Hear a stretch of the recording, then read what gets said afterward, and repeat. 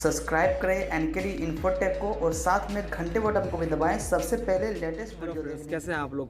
दोस्तों आज के इस वीडियो में लोग बात करने वाले हैं सैमसंग गैलेक्सी M30s सैमसंग का जो मोबाइल है उसका हम लोग स्लो मोशन का टेस्ट इस वीडियो में करने वाले हैं। तो दोस्तों क्या फीचर्स है इस मोबाइल्स में, स्लो मोशन का टेस्ट हम लोग इस वीडियो में जो कर रहे हैं वो काफ़ी अच्छा स्लो मोशंस दिखाया गया है। आप इस वीडियो को एंजॉय कीजिए। मेरा नाम है निमाय कुमार, आप देख रहे हैं एनकेडी इन्फोटेक। प्लीज़ चैनल को सब्सक्राइब और लाइक कीजिए और वीडियो को एंजॉय कीजिए अंत तक।